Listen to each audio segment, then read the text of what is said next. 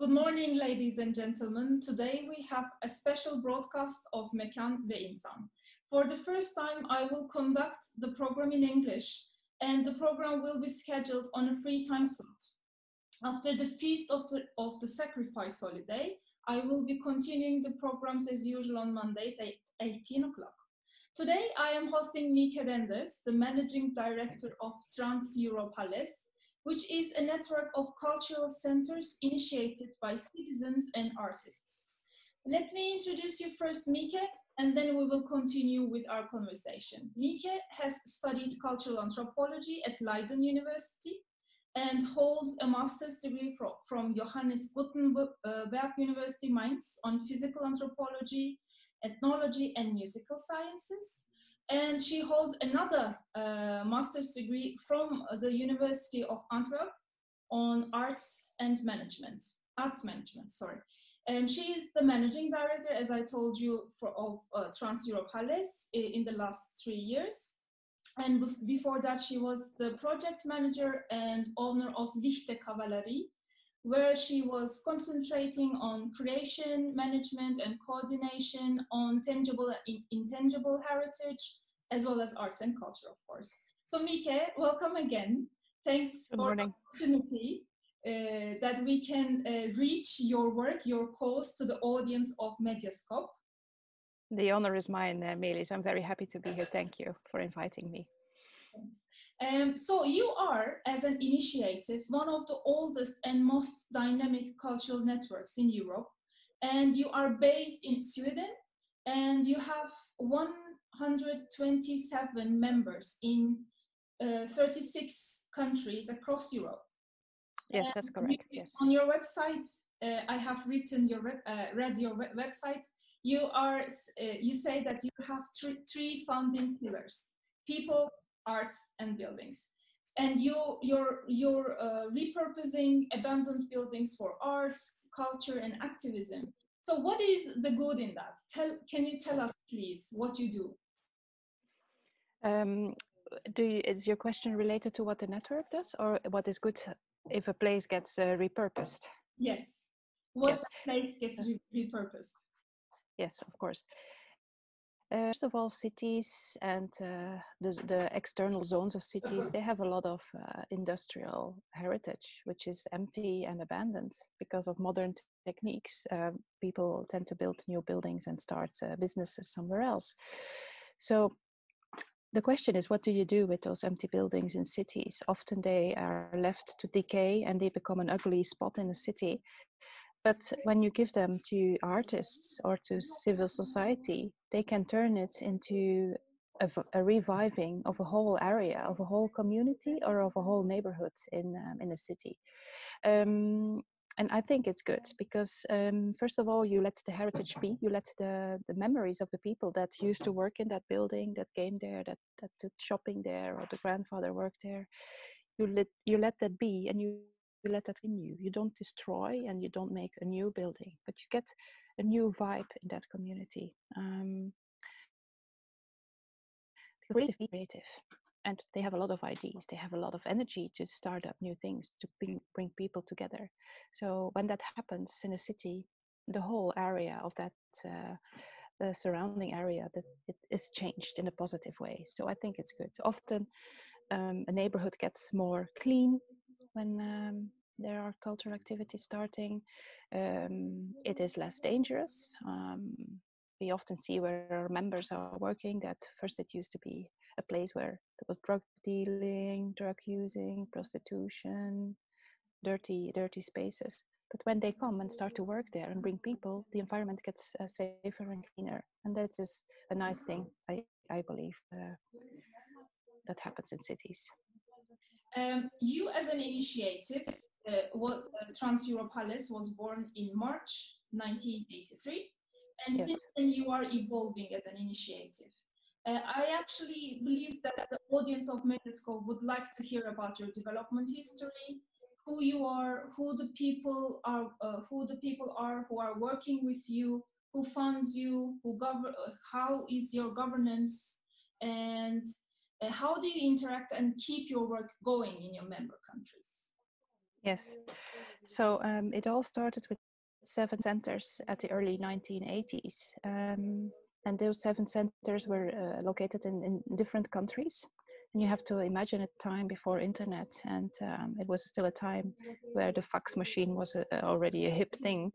And people used to write letters. But 7 centers from Amsterdam, Brussels, Koblenz, Zurich, France, they got together because they had a similar problem. Their governments wanted to demolish their buildings, and they wanted to do active festivals, cultural events in those buildings. But the government wanted to make a modern parking garage or a parking lot or a building for living. So they had the same problem. First of all, how do you organize activities in such empty buildings? How can you do advocating for that building, that it stays there? So how do you talk to your government, and how do you restore those buildings? So they came together in March 83 with 7 of their buildings, and they started a network. The founder was Philippe Grombeer, and he still had the vision that is alive today. So it's advocating, it's repurposing buildings, and it's making a better world and society. In the 80s, the network grew a little bit. Also in the 90s, they had their first European projects. And until it reached a point of, like, say, 70 members. And they didn't want to bring in too many members also because when they got together, those 70 people or 60, whatever, they all knew each other. They had become friends for many, many years, tens of years. And this is the big changes that I have done in the last 3 years, is to break open the network. And from being an exclusive network, hard to get in, long waiting process, etc., quorum, we made it open to being a more inclusive network, without a limited of numbers of members who can enter. And why is this important? It is important because what we see is that more and more, first of all, the arts and culture world is getting more hybrid. Many people are using arts and culture. They are also a creative hub or an innovation lab. They have an innovation platform. They do urban gardening. They have a social kitchen. So it's not only arts and culture anymore. It's much broader, and it touches various aspects of society. So the world is becoming more hybrid. And what we also see is that there is also more and more creative hubs coming and raising up everywhere. And they also use arts and culture for their communities, that it's not only working next to each other, but that there is a kind of community and philosophy that exists. So civil society is trying to do a lot of things on their own. So we see an increase in those initiatives in the whole of Europe and worldwide. People are taking things in their own hands, starting up cultural activities, arts, co-working spaces, creative hubs, and they do it by themselves. So we see an increase in that. So we also see a diversity now in the membership, with going more into the creative industries than before. We see also a difference in the eastern part of Europe and the western part of Europe, where in the eastern part of Europe, creative industries are necessary to fund to support the cultural activities of that same center. They have to go hand in hand. And this is also a difference with often publicly funded institutions. They can concentrate on one thing, visual arts or opera or performing arts or dance or music, which is very good because then they can do the research and development for those art forms. But people that get less funding or that are not so well supported from government, they have to be innovative in finding resources. So they often combine best of both worlds. And this is, I also think, a bit newer form than maybe 20, 30 years ago, where this creative industries was not so settled in yet. The governance, you can become a member of TransEurope when you fulfill 3 criteria. The first is you have to be a non-profit organization or an NGO with a legal statute. The second one is that you have to have a multidisciplinary program open to the public. So if you're a production space, never open to the public or once a year, that would not count to become a member. You have to have regular activities open to the public. And the third one is that you have to be based in a repurposed building, a building that had another function in its life before, was abandoned, and then was taken over by arts and culture. So when you fulfill those three criteria, you go through a long process to become part of a community. You come to a conference, you have Skype, a long talk with our community manager. Then you fill in an application, you explain why you would like to become a member. Then this application is reviewed by our executive committee. And when they say, yes, this is a good application, the center gets a visit from one of the office or from the executive committee in person to have a 1 or 2 day talk, how they work, how is the democratic governance, can they make independent decisions, how is their finances structured, what is kind of programs do they have, what's the history of the building, and etc. And then when everything is approved, it will go into the General Assembly. And the General Assembly consists of everybody who is a full member. And a full member, you have to have those three criteria that I've just described. And they vote. So the new applicant, the new to-be member, they present themselves at some point during our conference. And at the end of each conference, we have a General Assembly. We sit in a big circle. And every member decides on the proposals that we have. It can be budgetary decisions or a vision and mission, or decisions about the growth of the network or whatever, but also decisions on the new members they are taking together. So actually the office has nothing to say, we propose, and the power is within the members, they decide. That's how our governance works. Okay. Actually, as an urban planner, when I was reading your annual report, I was very interested in the projects that you are conducting right now. And of course, like the first one that I'm going to ask is going to be the cultural and creative spaces and cities. The European Commission has announced a call regarding that. And in response to that, you have formed a consortium with European Cultural Foundation, the Peer-to-Peer Foundation, and the University of Antwerp. And you are seeking to invest in the cultural and creative commons. So can you please explain more in detail about this project and what you are doing? Yes. In society, what is often a problem, or sometimes even not seen as a problem, is that citizens don't have any policy making power.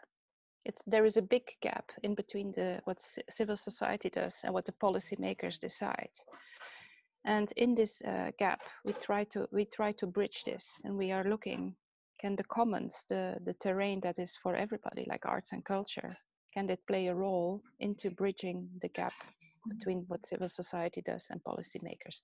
So in this project, we have a researcher, the University of Antwerp, who is researching on the commons and law of the commons, and how we can find policies that, or make policies, create new structures that enhance that in society.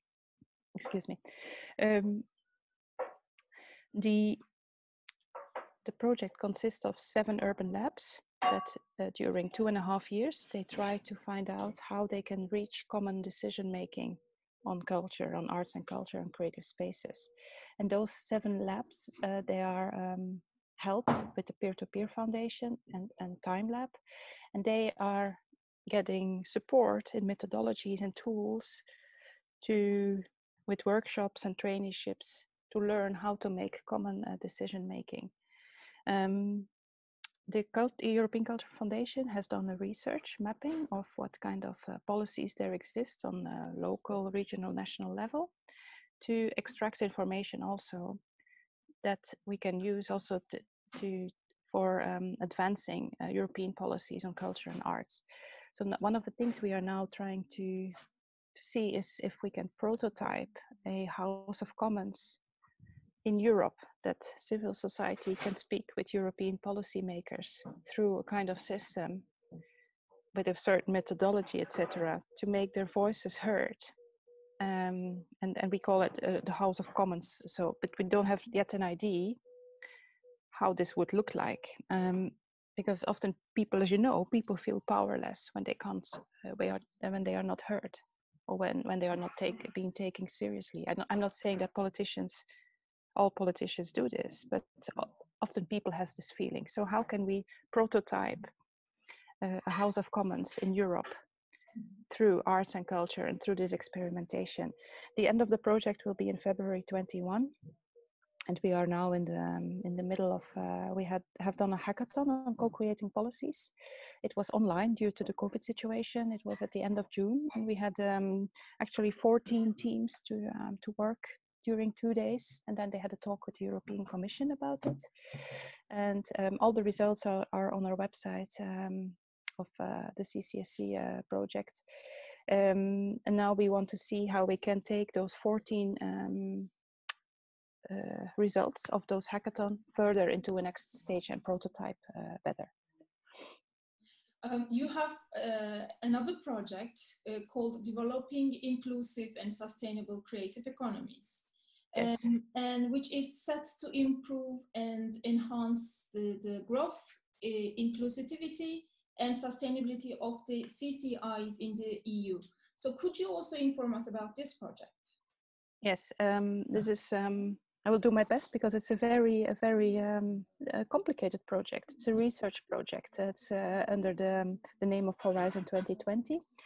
In that research project, they are looking at some tensions that are existing in the cultural world, and they have been mapping what culture and creative industries exist of, and how the whole spectrum is built upon. So they look from education to the profession to the production, etc. So the whole thing, nothing is left out. It's not only the results, like for a cultural center or a theater show. It starts with education and it goes until the audience. So they have been mapping this in the last year, what it all entails, and now they have come that there is a kind of ecosystem which is very fragile. It was interesting that the COVID situation came because one of the things that were closed immediately were the cultural centers and creative sector. It still lags behind restaurants and bars in the moment. It's become very complex, etc. And the ecosystem is very fragile. Mm-hmm. So this is one of the things that COVID laid bare in the last months. Of course, you know that. And this project is to try to find or to define how we can define the ecosystem, how can we work better with it, and maybe we will have some policy briefings on what could be done better in the future. For example, the universal basic income for artists, and so on. Can you still hear me? Yeah, I can. Yes. Yeah. Another project that you are dealing with is Shift. And to my understanding, the project aims to provide training, initiatives for cultural leaders, working together and creating paths to face global challenges such as climate change, gender equality, and inclusion of minorities. What do you do within the framework of this project? Can you also elaborate on that? Yes, this is a project under the flag of Erasmus+, and it is meant to make a couple of outputs, tools and methodologies on those topics that you just have mentioned. Pulse is not a lead partner, but we are a partner together with other European networks. So the idea is that by the end of next year, we will have tools and methodologies on cultural leadership, also on participatory governance. That's the part of NGO Pulse, because I believe our centers and we are very good in participatory governance, and they are very innovative to work with shared governance systems. Other networks will work on the sustainability in the arts. What is the awareness of ecology today? Do art centers know how to change their behavior, their ways of working towards a better sustainable world? And then there is also the gender equality and the inclusion. And all those topics should have traineeships and toolboxes on how to implement those things in your own organization.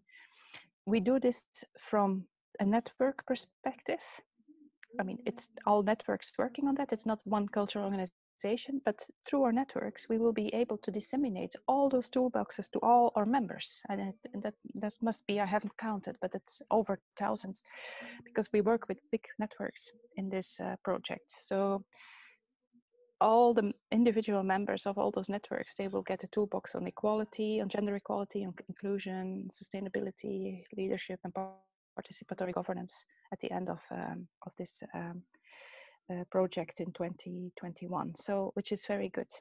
With the joint effort of networks, we can have a big trickle-down effect, hopefully, on very, very urgent issues.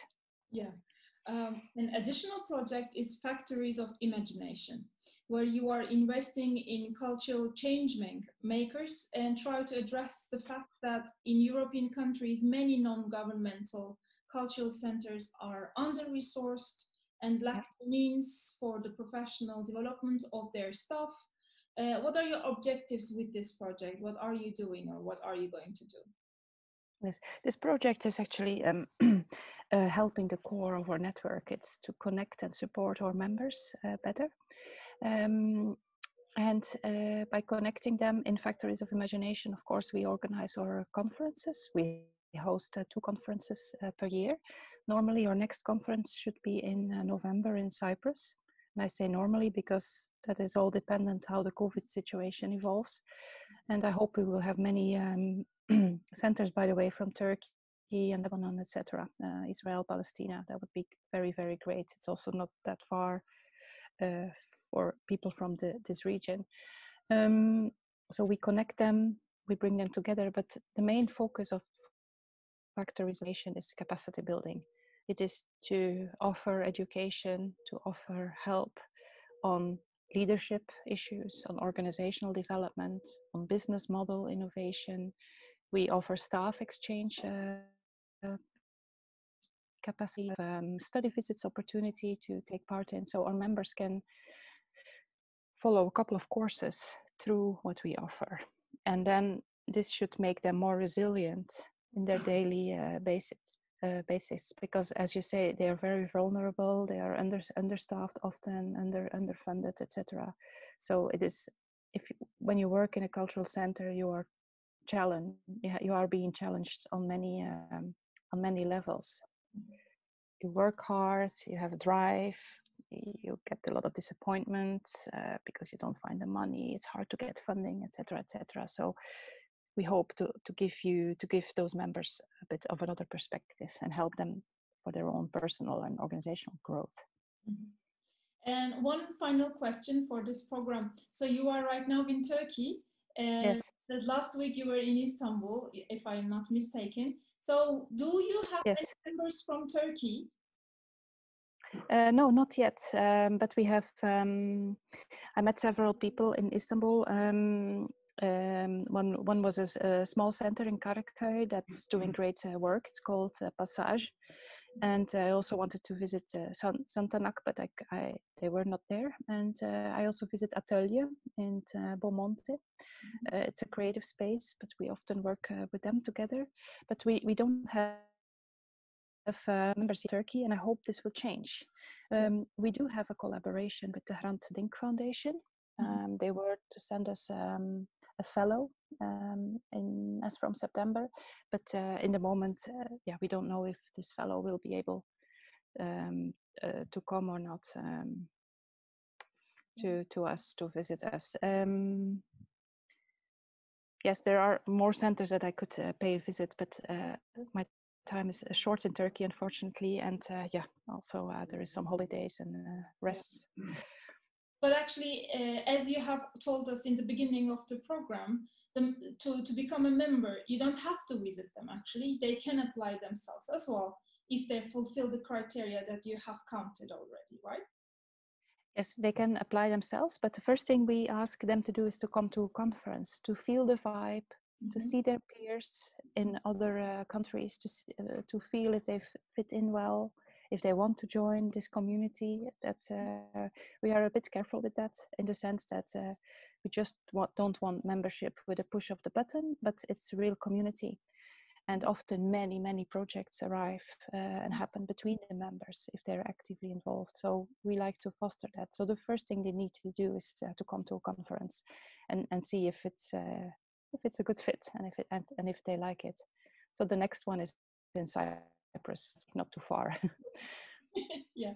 So I understand that even without being a member, they can join the conference meetings. Yes. Absolutely. There is no problem in that. On the contrary. Okay, dear Mieke, thank you for joining the broadcast today and sharing valuable information about your initiative. I hope our conversation pleases Medyascope audience as well. I wish you all a safe and sound holiday and hope to see you on Monday, August the 10th. To keep updated with the latest programs of Mekan ve İnsan, follow the social media accounts of Mekan ve İnsan on YouTube, Facebook, and Instagram. Thank you for watching us. See you soon. Bye.